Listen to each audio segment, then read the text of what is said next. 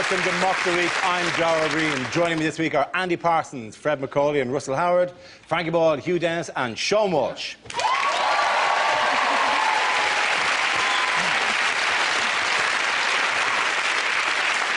We start with a round called If This Is the Answer, What Is the Question? On the board are 6 categories. Fred, which category would you like? World news, please, Dara. OK, your category is world news. The answer is 1/5. What's the question? Is this what fraction of the Jackson 5 might miss the Christmas party?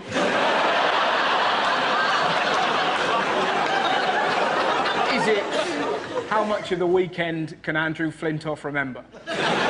Is it how much of French and Saunders is Saunders? Is it what proportion of Enid Blyton's The Famous Five can lick their own testicles? Is it England's only dwarf king was called Henry the what? How much of a Boris Johnson speech is not, well, I say, gosh? Is it how does Jamie Oliver pronounce one fish? Compared to how much you paid, how much is your house worth now? Is it whether you like it or not, how much happier are you when you've seen a fat person fall over? Never felt so funny. It's about Libya, I think, and it is what proportion of Scotland's tourist income is provided by American tourists? Very good. Well done, Hugh. Good round of applause. This is the news that campaigners have called on Americans to boycott travel to Scotland as well as the buying of Scottish goods in the wake of a decision to release Lockerbie bomber Ali al-Megrahi.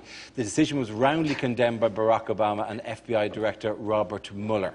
Scotland is now a rogue state, uncontrolled by Westminster. They've just gone crazy. Fred? Yes. Well, I have to say, it's a double-edged sword, because on the one hand, we've got a huge international incident. On the other hand, we've annoyed the Americans. They're not going to come on holiday to Scotland. Who had a holiday booked to go to Scotland in September?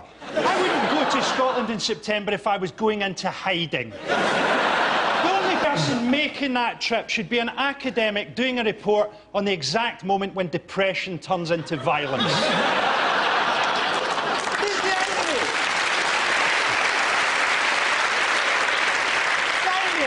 Americans don't even have passports. All 10% of them have passports. Americans boycotting Scotland is like Wayne Rooney boycotting the Large Hadron Collider. It's not just, it's the Scottish goods, though. It is a genuine fear that if America... that your sales of whiskey, shortbread and those hats that have hair attached to the hat. How many haggises are we selling in Jackson, Mississippi? 2, 5? I will say this, as an Irish person, on the website that says boycott Scotland, they offer as an alternative Ireland, which is kind of... We're not interchangeable, although we have renamed our whiskey Freedom Whiskey. Like Ireland doesn't have any links to terrorism. No, exactly. Not to that terrorism, no. I'm actually staying in Scotland this month, and I know for a fact that they don't care, because I got a taxi to my flat, and the driver came out to help me with my bags, and some Americans pulled over and said, "Excuse me, you couldn't give us any advice on how to get to the station, could you?" And he said, "Hey, get a sat nav!" What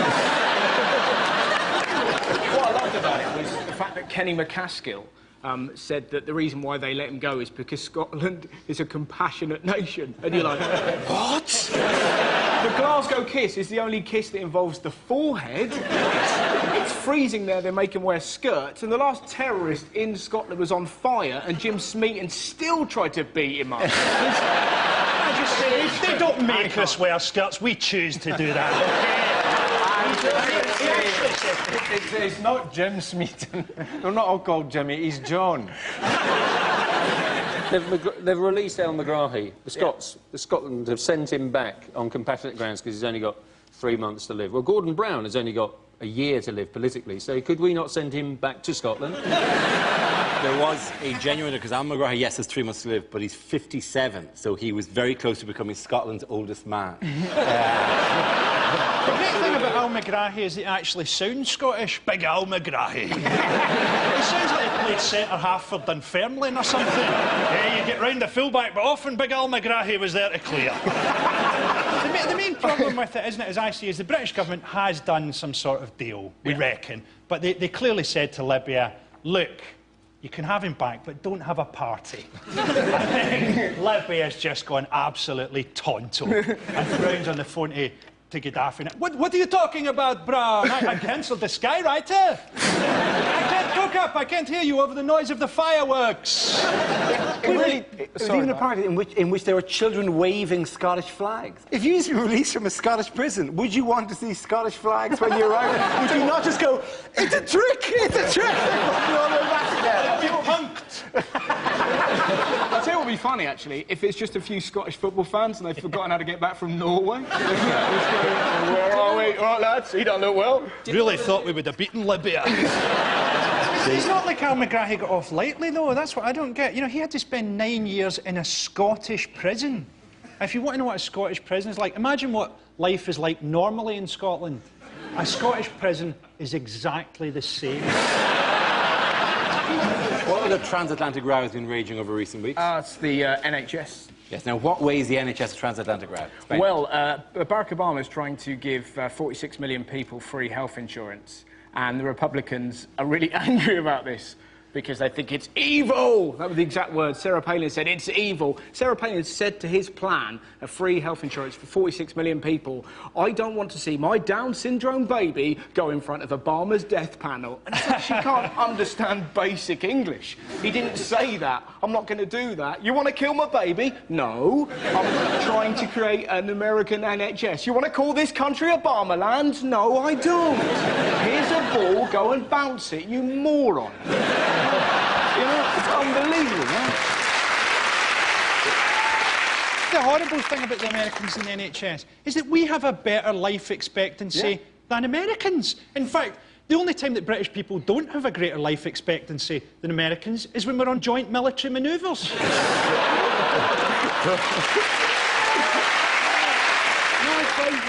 My favourite story was apparently an American newspaper wrote that had Stephen Hawking been British, he basically wouldn't be around anymore because, of course, he'd have had to suffer at the hands of the NHS. And you're thinking, what a brilliant, most powerful argument that is, apart from the fact that Stephen Hawking is British and says he owes his life to the NHS.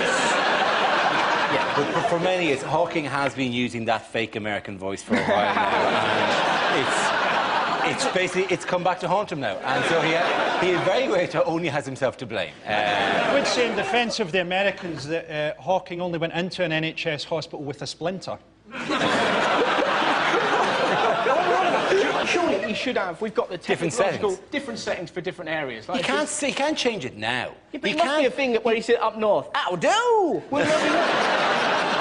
He could have a lady's voice at points, couldn't he? It's not a sat-nav system that Stephen Hawking had. He could have Mr. T. Wouldn't that be great? You know, he's guest voices. I got a new theory, Suckin. He's sitting at home right now thinking, what would I have had to have done with my life to stop people taking their piss? I worked out what black holes were, and people are sitting there, what if he was a lady? At the end of that round, the points go to Frankie Hugh and Shaw.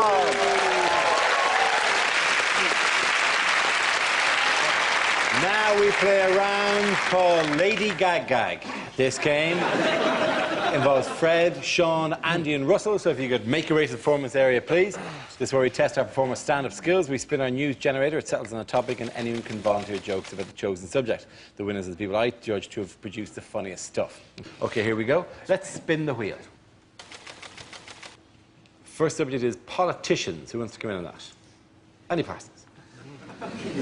Now, Gordon Brown is just not very impressive, is he? He does that thing when he's talking where he's sort of, you know, it's with his jaw. You know, at the end of each sentence, like his jaw falls down. It makes him look like he doesn't actually believe anything he's saying. I'm going to win the next election. David Cameron has said he's not smug about winning the next election. Trouble is, David Cameron, he looks pretty smug most of the time, doesn't he? The only time he didn't look smug was, in fact, when he had his bike nicked, and then everybody else around him, they looked smug. Well done, Andy. OK, let's spin the wheel again. The subject is healthy lifestyles. Who wants to come in on that? Sean. Yes, I'm very unhealthy, obviously. Look at the state of me. I look like a Thundercat on heroin. This is absolutely true. A couple of weeks ago, a homeless gentleman approaches me from behind, goes, "Excuse you, mate." I turn round, goes, "Oh, nothing."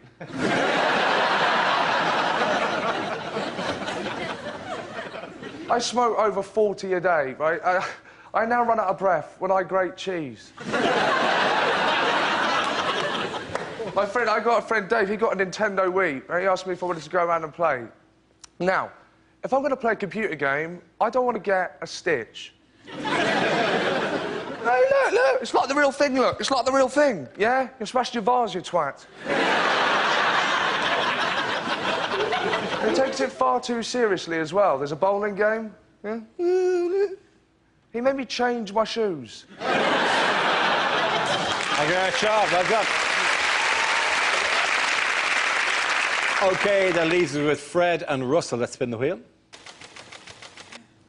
Next subject is rage. No wonder that man's boss. He's stuck in a shuttlecock.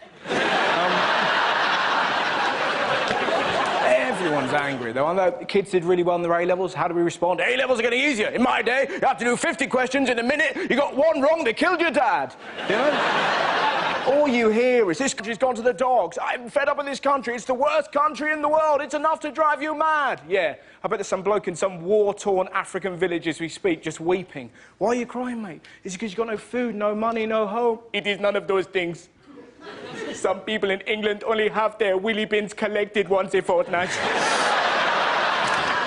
Is there no God?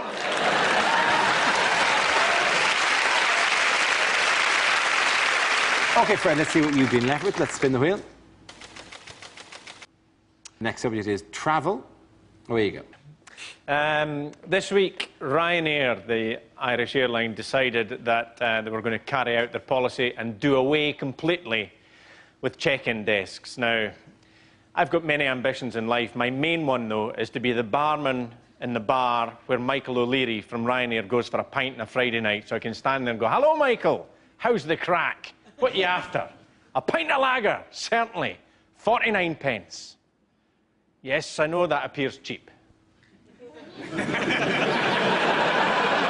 glass is going to cost you £2. Will you be wanting a head on it, Michael? What made you think it'd be £3.49? Did you not book your pint online? Thank you.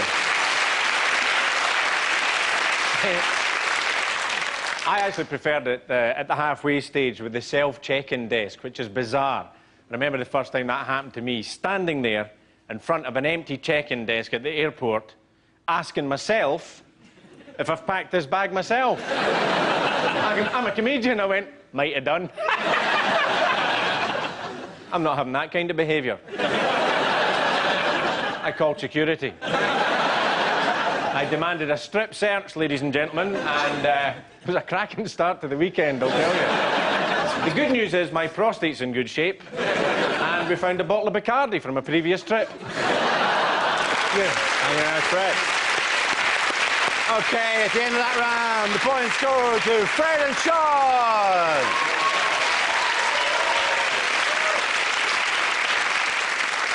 Our next round is called Headliners. Here's a picture of England's cricketers at the Oval. But what does EWAF stand for? Is it England win at football? Is it everybody wasted a fortnight? I think it's a description of the English cricket team. English, Welsh, African and Flintoff. Is it? Hey, what a fluke! I've been thinking about this long and hard. And it's... EWAF.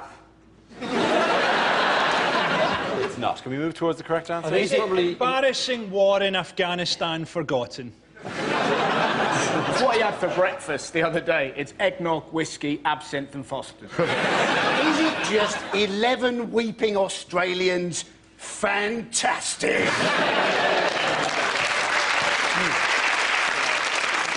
England wins Ashes finale? Yes, Final? very good. Well done. Yes, the answer I was looking for was England win Ashes finale. This is the news that the England cricket team beat the Australians in the last match of this summer's Ashes series, winning it 2-1. Woo! First things first, how pathetic is the Ashes trophy? It's hilarious. You can't go, well, and that's it. It's tiny. It looks, it's just... It's, Do you know what the best about it? It's hilarious. It's Still like... has the price tag on the underneath. But because Strauss is massive and then he's holding up this little piece of... He looks like he's holding up Pinocchio's dick. No, it's not the real one. It's not obviously the real. The real one's in the museum and can't be taken out of the museum because it's don't forget that the can't go average anywhere. height, So is they it? have to every year just get something from the gift shop, essentially. I genuinely thought that the Ashes was a person. Who did you think it was? Just some famous cricket bloke, and he'd done pretty well, and they just went, well, put him in a cup. When W.G. Grace died, they burnt him, gathered him together, and said, "We'll fight for this every 2 years." Not only that, but don't call him W.G. Grace. Give him a sort of superhero name of the Ashes. So what? It's like the end of Indiana Jones. If you open it, does it swirl up and does he reform and go, "Well done," and then swirl back down? It's a significant victory, because normally you would expect to lose to the Australians at cricket. We generally do lose to the Australians at cricket because they're naturally good at it. I mean, think about what cricket is. You hit something and run. It's the criminal mentality. I don't know why are they still playing cricket in the same way when I've already come up with a plan to improve it. I don't know if you saw my academic paper on this. Day 3, release the Jaguar. England, we're going to bring Graham Onions on, but he's been caught by the Jaguar. It's true that a lot of people, you know, aren't really into cricket, and you can see why, aren't there? There aren't many games in the entire sporting calendar where you can go after 4 days of playing, who's going to win, and get the reply back, it's too early to tell. Have you listened to Test Match Special? Yeah. Have you heard that? I'd never heard it before, right? So I'll try and get into the Ashes. And it's like, if you've not heard it, it's like your granddad's accidentally switched his phone on in his pocket. He's walking the dog. And because they've got 5 days to fill, there's nothing so boring that one of them will bring up that the other one will move him along. Yeah. They're just into whatever comes... I tell you what I'm going to do, Blowers. I'm going to spell out some of my favourite words. In Flemish. You're exactly right. Did you hear there was an amazing bit? I was watching a little bit, and Shane Warne just went, "Yeah, Dave," to David Gower, "have you seen Dumb and Dumber?" in the middle of the game. And he goes, yeah, it's pretty good, isn't it? Yeah, it's not as good as Wedding Crashers. Did you hear him talk about his lunch? At one point, Shane Warne talked about what he had for lunch, right? So he made a barbecue, and there was some shrimps and a bit of chicken, a bit of salad. He said that, and the guy pressed him for more details. And the guy went, "Anything else?" It's almost like the cameramen are big fans of Mock the Week because they were back to their old pervy tricks they did in Wimbledon. You see, nothing to do, tatty Bojangles. And it was just so there's posh men all over the country going, "I'd knock that for 6. That's the thing. If they get a boundary, they do that. I'll tell you what. It's the weirdest thing of all. They do kind of like a weird like that, like a dodgy Vegas magician. That's the umpire. But all the crowd do as well. Is this for real? Yes. Yeah. They do that as if they're going to go, "Whoa, my hands are empty," but now a bird. It's the weirdest thing in the But world. when they get someone That's a out... 6, a bird. Is that a bird? Oh my God. I do that when I walk through a set of automatic doors to make it feel like I'm doing it. Yeah, I'm totally with you. I'll tell you what's quite nice. I know something. You know the Oyster card? You know the Oyster card they use in the underground? There's a little tiny chip in that is what activated, obviously. You can actually open the Oyster card up and take the chip out and stick it into a wand and then walk through and go to tube station just going ding. Doing that. It's really In other sporting news, how has Usain Bolt hit the headlines? He won 2 gold medals. He didn't won 3. He won 3. From the I think Usain Bolt is fantastic. Partly because he's just got the perfect name for a sprinter, hasn't he? It's astonishing. Well, he doesn't think he should be lane 1 Usain Bolt, lane 2 Tyson Speed, lane 3 Johnny Whoosh, and then lane 4 the Russian I go zooming off.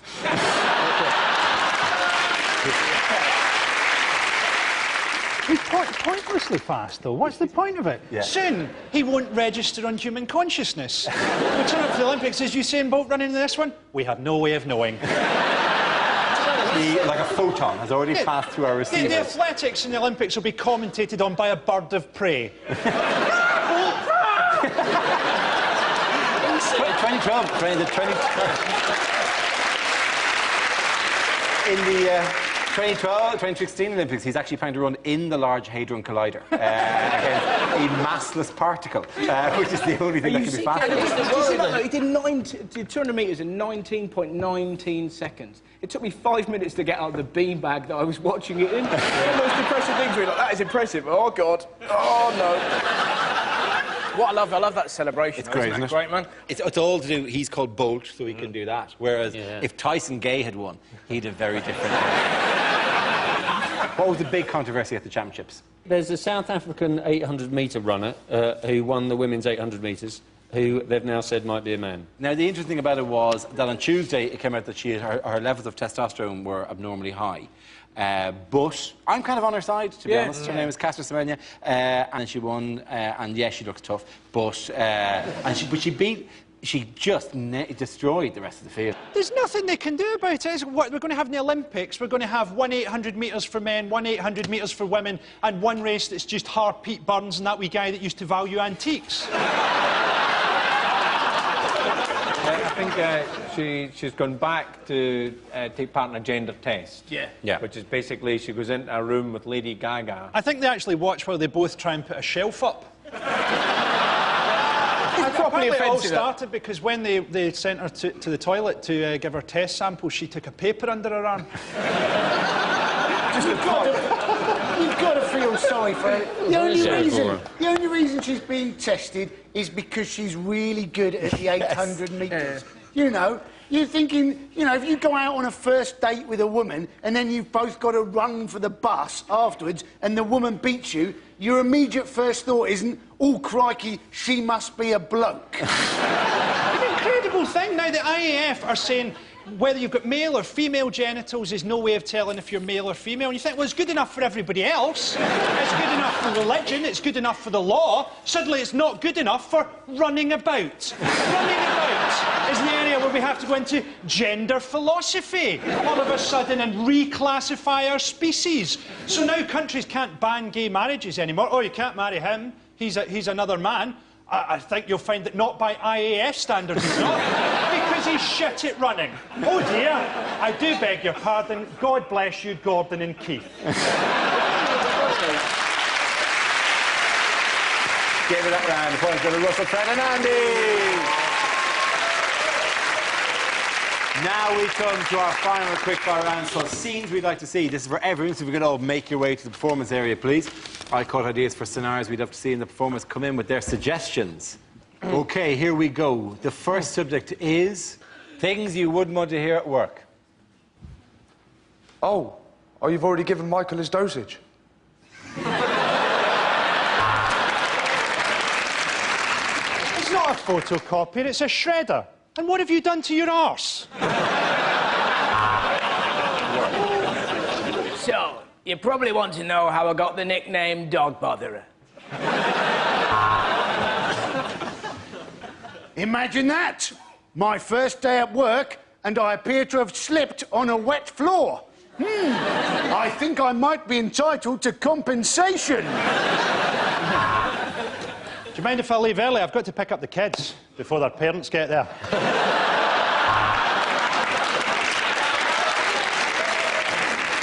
He's the CEO, he's the COO, and I'm head of the agricultural division, the CIEIO.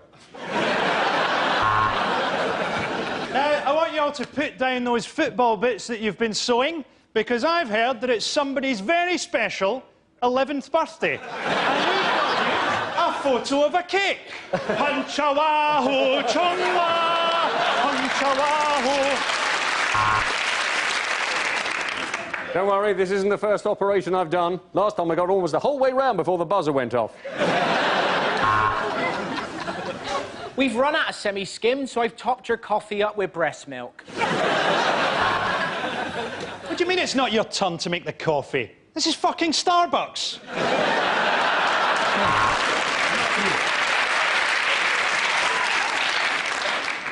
Get off your shit!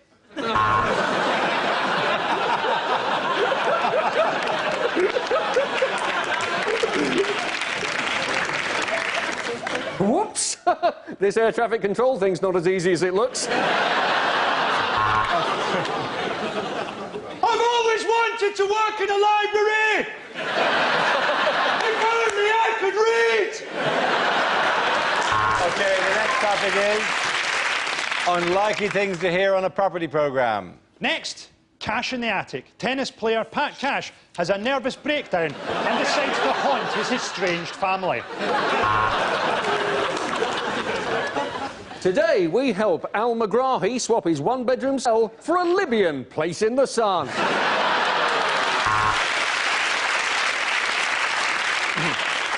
This couple's grand design is to turn an abattoir into an old folks' home by changing the sign. I'm Sarah Beanie, and I'm not pregnant.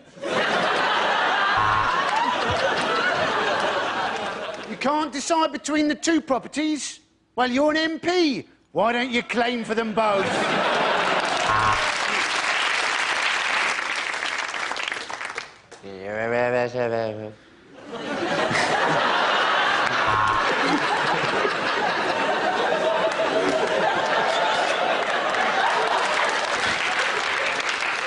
Thing is, I have actually heard that in a property programme in Scotland.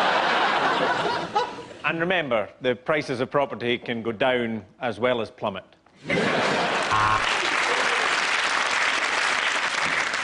You know I said those ghastly beams, what on earth are they for? It turns out they were for holding your house up.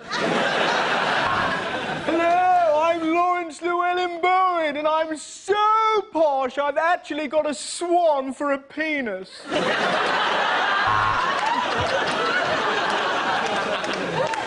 Michael has always wanted to live in the country, and now he does. His business has collapsed, and he's living in a caravan in a field in Herefordshire. Even on a collapsing market, you can still make money from a flat like this. We invited 3 different estate agents to come and value it, then harvested their organs. Welcome to this episode of Holmes Under the Hammer, where we attack Eamon Holmes with a hammer. Next on Location, Location, Location, Kirsty and Phil finally go at it like dogs. And obviously this will all be included in the deal. Oh my God, it's back early. Quick, out of garden! Well, we've visited 5 properties so far, but they've all had alarms, so no joy there. Very spacious and with wonderful views, but this flat is in Dundee, so it might as well be built out of shit. OK, at the end of that round, the points go to Frankie, Hugh and Sean.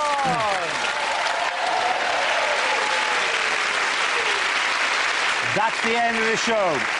This week's winners are Frankie Boyle, Hugh Dennis and Sean Walsh. Commiserations to Andy Parsons, Fred McCauley and Russell Howard. Thank you for watching. I'm Dara Breen. Good night. We all love it when things go wrong on live TV, don't we? Well, I don't if I'm at work, I have to say. Anyway, next on BBC Two, Clive Anderson sees the funny side of it all.